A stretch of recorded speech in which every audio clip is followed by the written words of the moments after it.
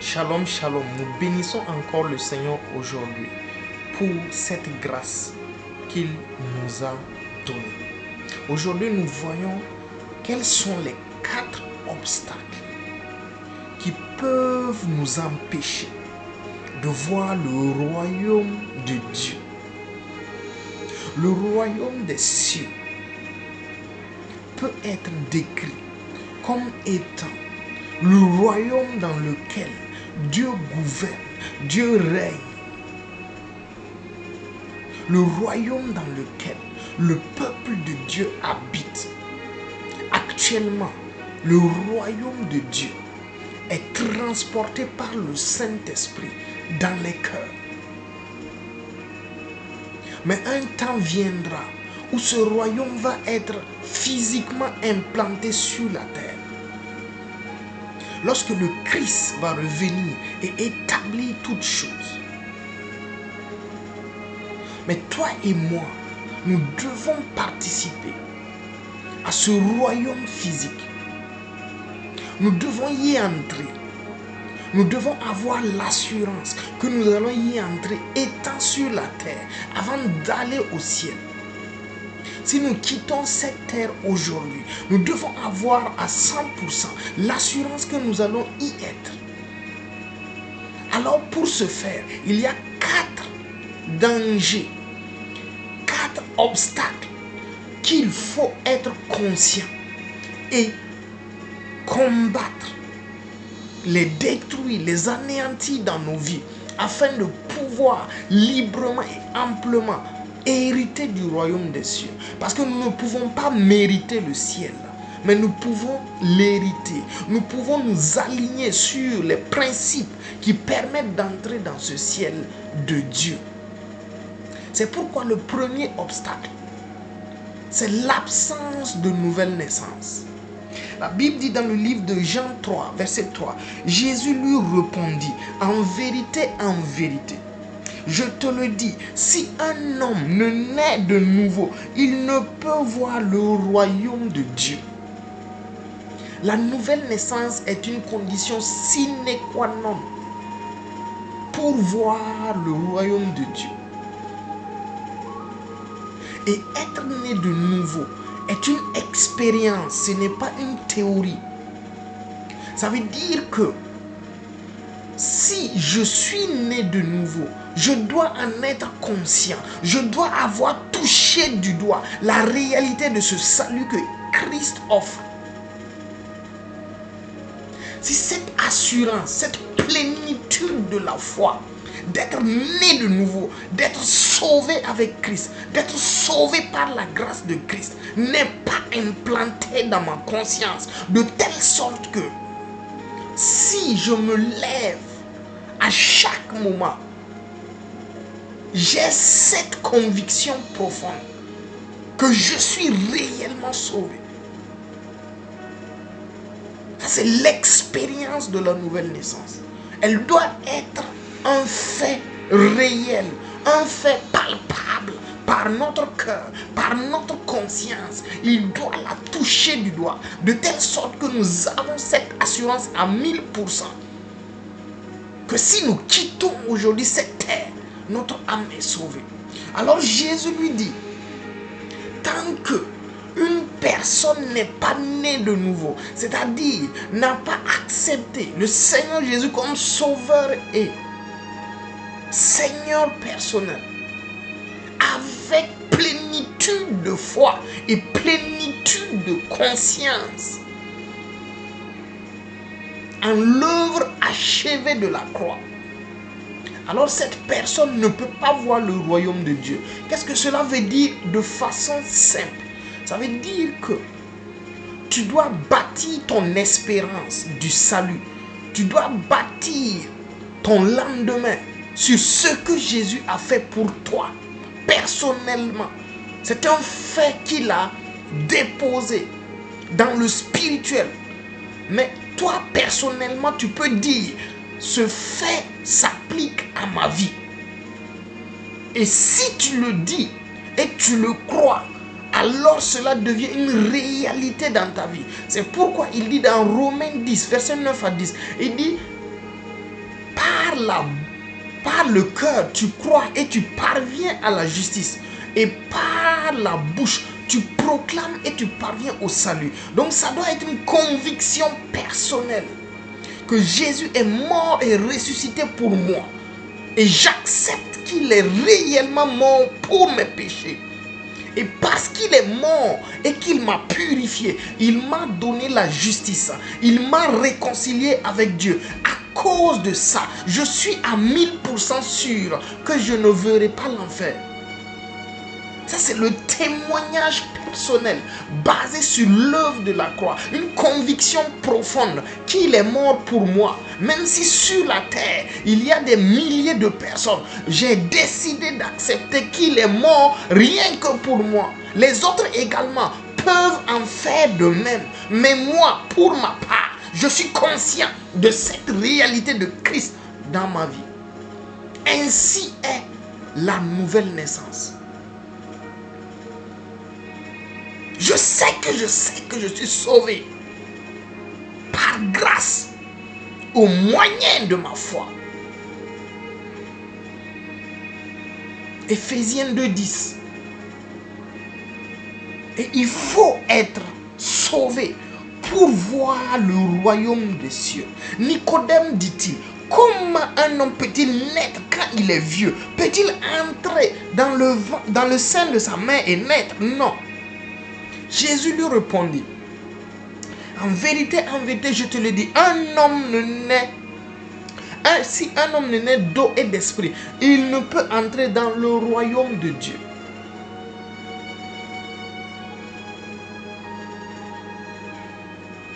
Naître d'eau et naître de l'esprit. Si tu as cru en Jésus comme ton Seigneur et ton Sauveur, alors baptise-toi. Si tu t'es baptisé, vu que la parole t'a lavé, accepte le Saint-Esprit. Parce que le Saint-Esprit est le gage de notre héritage.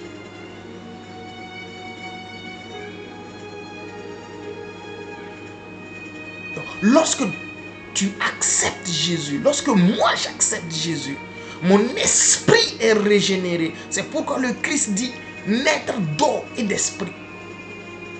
Notre esprit est régénéré à l'image de Dieu. Automatiquement, par la confession de foi, dans le monde spirituel, nous avons une part dans le royaume. Donc le premier obstacle, c'est l'absence de nouvelle naissance. L'absence de nouvelle naissance authentique, réelle, peut t'empêcher, mon frère, ma soeur, de voir le royaume de Dieu.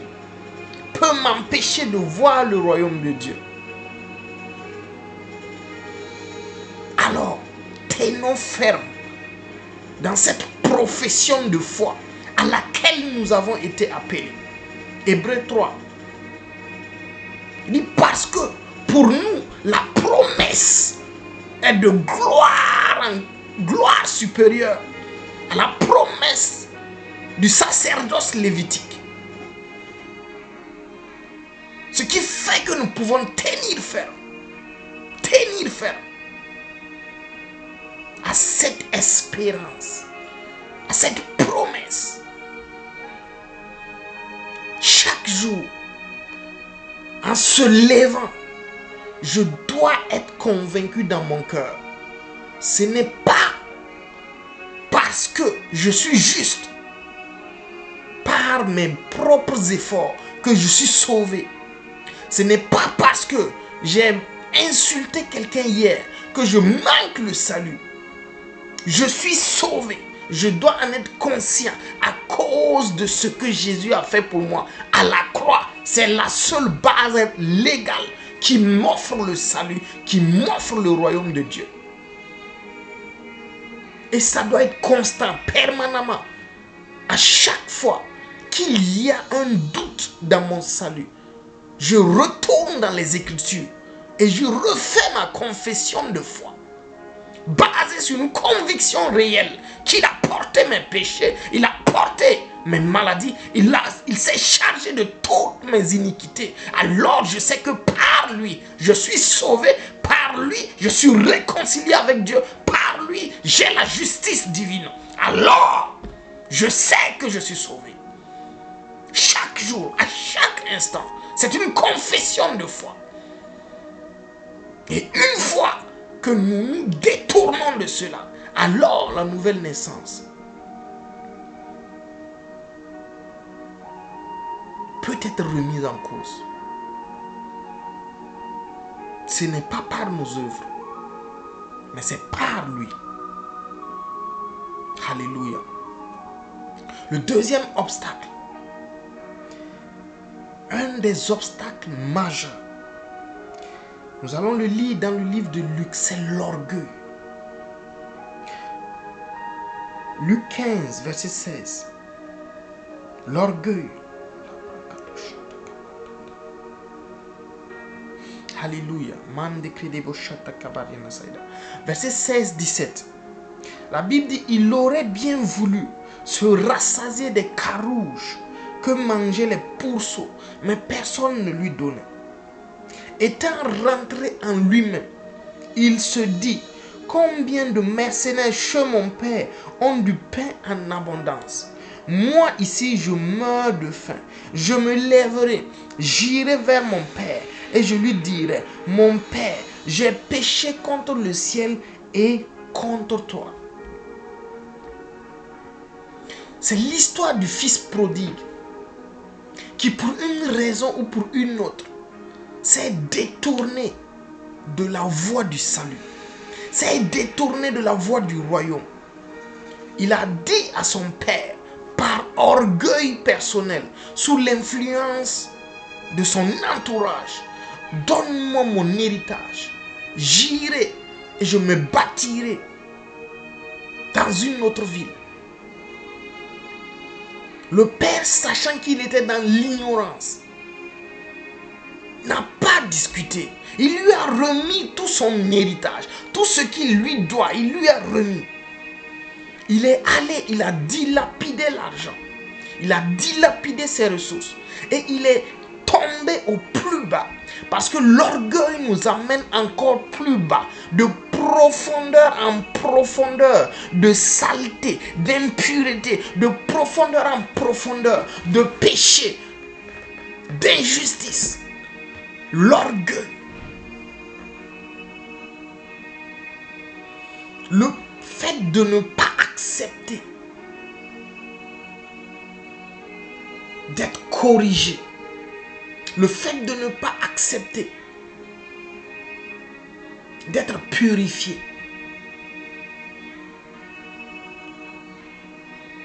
Le fait de refuser d'être assujetti à la volonté de Dieu. Et nous pouvons être orgueilleux d'une manière ou d'une autre. Et parfois c'est difficile de savoir dans quel aspect de notre vie nous sommes orgueilleux, jusqu'à ce qu'il apparaisse. L'orgueil peut apparaître. Peut apparaître lors des échanges. Il peut apparaître lors d'un ordre qu'on nous donne. Et Dieu teste l'humilité de notre cœur. Dit 1 Pierre 5, 7. Il dit, humilie-toi sous la puissante main de Dieu. Et il t'élèvera au temps convenable.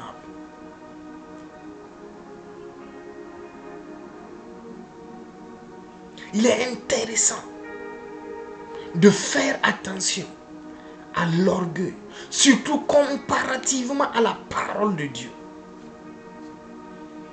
Si le Seigneur dit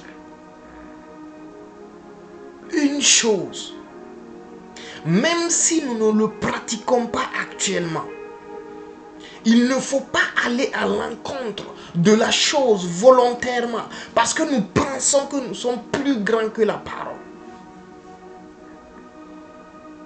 Si le Seigneur dit le salut se donne par la foi en l'œuvre de Jésus, on rentre dans le royaume de Dieu par la foi en la parole de Dieu. Nous ne pouvons pas dire par orgueil qu'il y a un autre moyen. Qu'un grand penseur a dit qu'il y a un autre moyen. Qu'une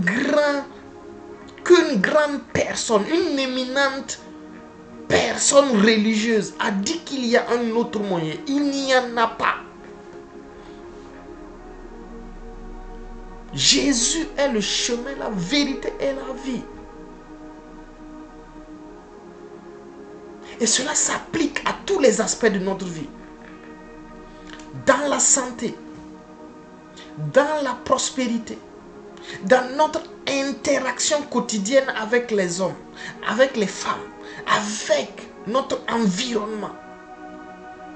Il faut discerner l'orgueil.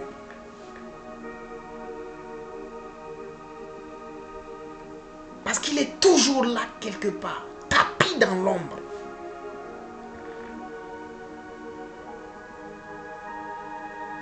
Mais personnellement, chacun d'entre nous peut déceler son orgueil. Peut déceler le point, le domaine dans lequel nous sommes orgueilleux. Et corriger ça progressivement.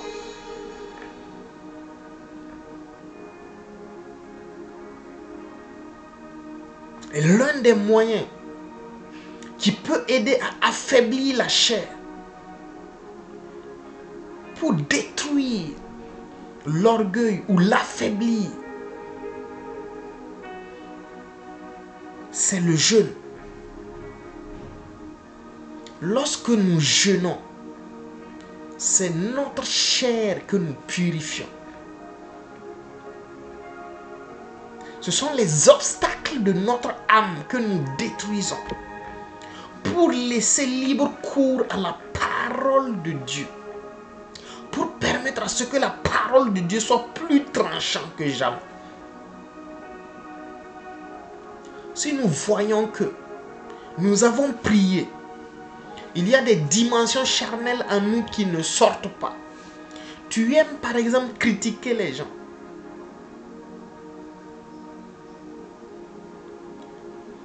C'est une dimension. Tu peux demander au Seigneur, aide-moi à quitter dans ça. Le Seigneur va te donner une capacité. Mais comme cette capacité demande ta collaboration, tu peux à un moment donné sentir que ça dure et que le processus est lent.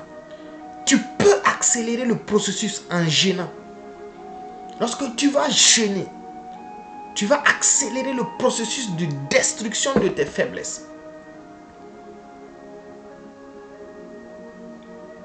Même protocole pour l'incrédulité, pour la convoitise. Toutes ces choses charnelles peuvent être affaiblies, anéanties dans nos vies et permettre à ce que l'orgueil soit détruit par la parole de Dieu. Le troisième, lisons un autre verset, toujours pour l'orgueil, avant d'aller au troisième obstacle. Alléluia. Nous lisons dans Marc 10, versets 14 et 15. Marc 10, versets 14 et 15. Alléluia, gloire à Dieu. La Bible dit, Jésus, voyant cela, fut indigné et leur dit, laissez venir à moi les petits enfants, ne les empêchez pas, car le royaume des cieux est pour ceux qui leur ressemblent. Je vous dis en vérité, quiconque recevra le royaume de Dieu comme un petit, quiconque ne recevra pas le royaume de Dieu comme un petit enfant, n'y entrera pas. Pourquoi est-ce que Jésus fait une analogie aux enfants? Parce qu'il y a un jeune homme riche qui est venu demander à Jésus, bon maître, que dois-je faire pour hériter le royaume de Dieu?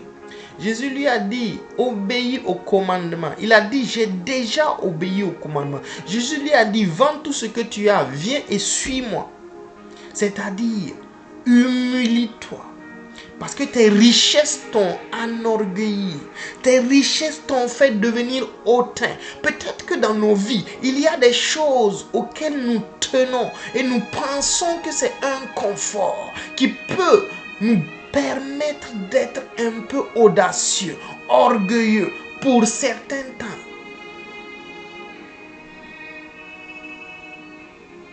Le Seigneur dit, il faut abandonner toutes ces richesses de ce monde comme un petit enfant. Acceptons le royaume comme des enfants. C'est-à-dire des gens qui sont capables de tout perdre pour leur espérance. Un enfant, c'est quelqu'un qui a de l'innocence, mais une grande foi. Si tu lui dis, demain je viens te donner un bonbon, il t'attendra demain. Pourquoi? Il a une forte espérance, il a une grande foi que parce que tu as dit et que tu es une personne âgée, tu es digne de confiance, alors demain il t'attendra. Si tu ne viens pas, quand il te verra, il te le rappellera. Et si tu lui dis, viens me retrouver ici, même si c'est loin, même s'il doit faire des sacrifices, il va le faire. Pourquoi? Il a une forte espérance et il est humble. Un enfant est humble. Que le Saint-Esprit nous donne d'être humble. Que le Saint-Esprit nous donne d'être humble.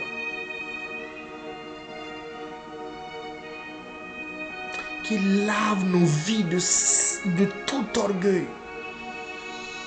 Au nom de Jésus. Qu'il lave nos vies de tout orgueil.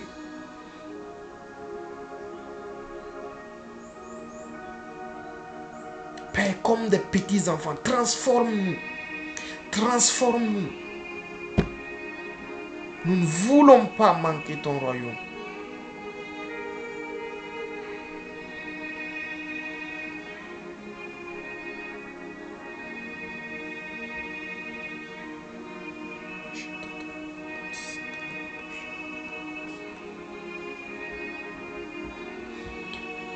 Le troisième obstacle, c'est le péché.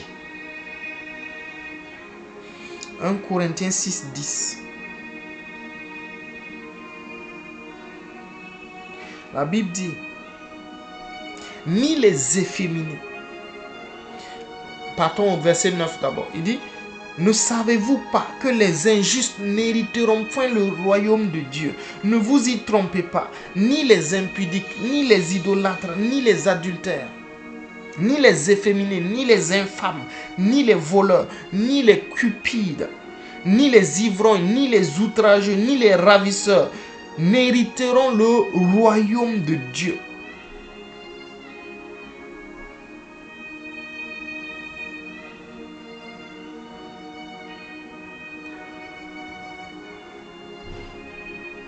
Quelqu'un qui demeure dans le péché, il est difficile pour cette personne d'hériter le royaume de Dieu. Peu importe le péché. On a cité les voleurs, on a cité les impudiques, on a cité les idolâtres, on a cité les infâmes, on a cité les cupides. Tout type de péché peut t'empêcher, mon frère, ma soeur, de voir Dieu.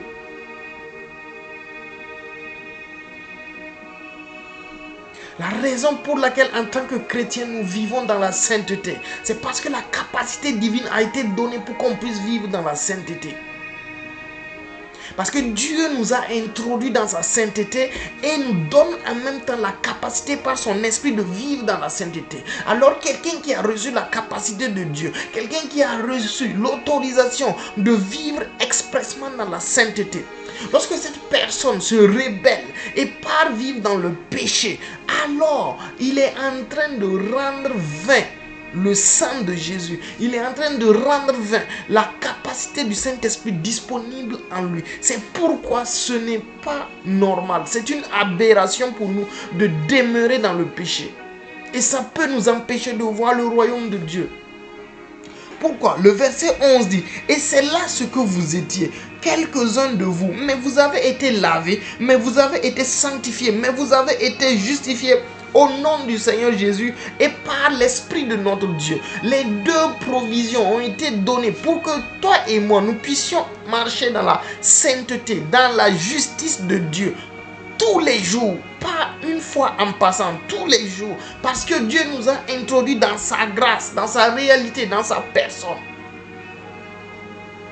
Donc, lorsque nous péchons, nous souillons notre justice, nous souillons notre sainteté, nous souillons notre personne spirituellement. Et si nous y demeurons, c'est un problème. Ça peut nous empêcher de voir Dieu. Je ne peux pas être chrétien. Je ne peux pas croire en Jésus et être un voleur de profession. Non. Demeurer dans le péché, ayant Christ en nous, la Bible dit, nous ne verrons pas le royaume des cieux si nous sommes dans ça. Donc mon frère, ma soeur, la capacité est disponible par le Saint-Esprit. Tu peux demander cette grâce. Demande au Saint-Esprit tout de suite et maintenant. Saint-Esprit, donne-moi la capacité de quitter mes œuvres mauvaises, de quitter mes œuvres de péché. Il va te le donner et il va te faire marcher dans la réalité de la sainteté et de la sanctification que nous avons reçue de Jésus. Amen.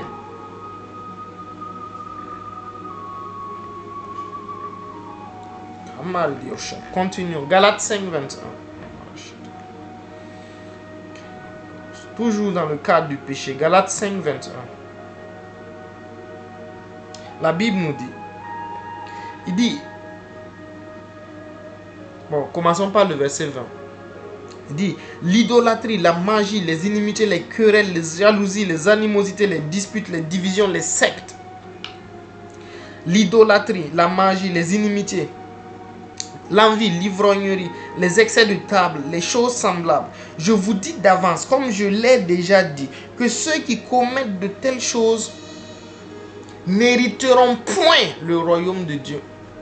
N'hériteront point le royaume de Dieu. Donc c'est une interpellation pour chacun d'entre nous. C'est pas parce que je suis né de nouveau en Christ que je dois tolérer le péché, que je dois faire comme les autres. Si je fais comme les autres, et Jésus revient au moment où je fais comme les autres, je risque d'être privé de la gloire de Dieu. Je risque de ne pas voir le royaume de Dieu. Nous ne pouvons pas demeurer dans le péché. Nous pouvons tomber une fois, mais nous ne pouvons pas y demeurer.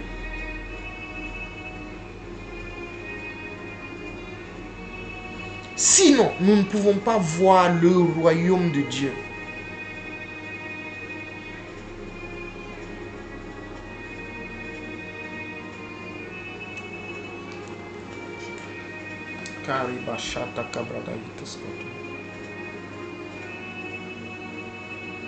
Les merveilles du royaume nous attendent.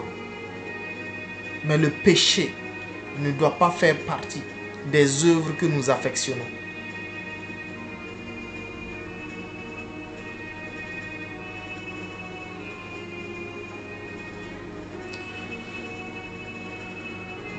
Marc 10, le quatrième obstacle. Marc 10, verset 24. La Bible dit, les disciples furent étonnés de ce que Jésus parlait ainsi. Et reprenant, il leur dit, mes enfants, qu'il est difficile à ceux qui se confient dans les richesses de rentrer dans le royaume de Dieu. Il est plus facile à un chameau de passer par le trou d'une aiguille qu'à un riche de rentrer dans le royaume de Dieu. C'est une parole dure, mais c'est en même temps une parole d'interpellation. Ce n'est pas le riche qui donne gloire à Dieu.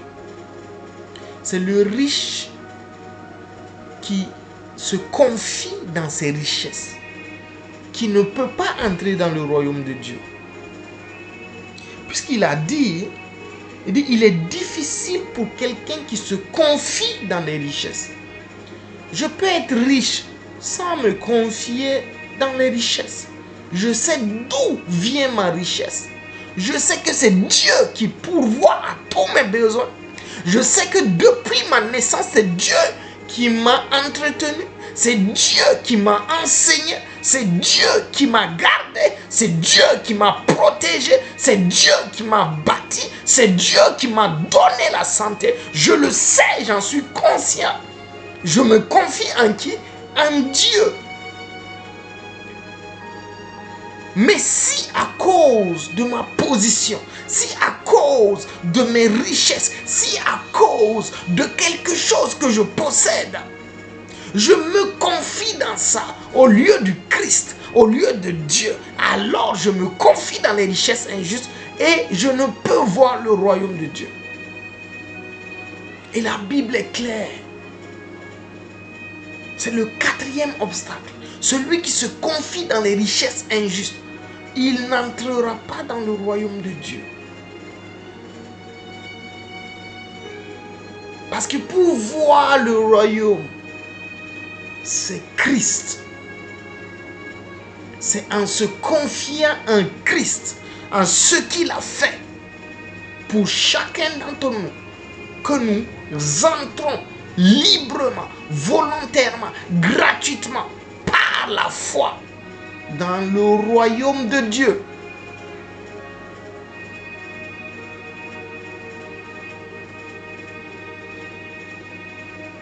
Et c'est une grâce, c'est une excellente grâce que d'entrer dans le royaume de Dieu. Se confier dans les richesses injustes, c'est se dire dans son cœur, si je n'avais pas eu l'argent, cette porte n'allait pas s'ouvrir. C'est se dire dans son cœur, si je n'avais pas eu l'argent, je n'allais pas pouvoir être béni par cet homme de Dieu. Je n'allais pas pouvoir faire ci, faire cela. C'est important de corriger les pensées de son cœur, les attitudes de son âme, les convictions de son cœur. Il est important que chaque jour, nous corrigeons cela. Parce que Jésus est à la porte. Il est à la porte. Le jour est proche. Le jour du Seigneur est proche. Préparons-nous chaque jour. Vérifions nos cœurs. Veillons sur nos âmes. Regardons s'il y a quelque chose qui ne va pas bien. Alors corrigeons rapidement pour nous dire que nous voulons entrer dans le royaume de Dieu. Parce que la Bible déclare dans Marc 8, il dit, Jésus qui dit, verset 33, il dit que sert-il à un homme de gagner le monde entier s'il perd son âme, si nous perdons le royaume? Cela ne nous sert même pas d'avoir vécu. C'est ce que le Christ dit. Si je gagne le monde entier et si je perds mon âme, Jésus est en train de me dire que mon âme est plus précieuse que le monde entier réuni. Et pour que mon âme soit sauvée, ces 4 obstacles-là, je dois les discerner, je dois les abattre dans ma vie. L'absence de nouvelle naissance, il faut que je le corrige. Et comment je le corrige? Nous l'avons vu. L'orgueil, il faut que je l'abatte. Le troisième facteur Nous avons vu le péché, il faut que nous l'anéantissons. Et le quatrième, c'est la confiance en autre chose que Dieu. La Bible déclare dans le livre de Jérémie, malheur à l'homme qui se confie en l'homme, malheur à celui qui se confie en un autre pour être sauvé. Jésus-Christ n'est pas un homme, il est le chemin, la vérité et la vie. Il est Dieu personnifié. Dieu venu sous forme charnelle. Si tu mets ta confiance en Dieu, alors tu seras sauvé. Mais si tu mets ta confiance en un homme, peu importe son nom, alors il est difficile de voir le salut.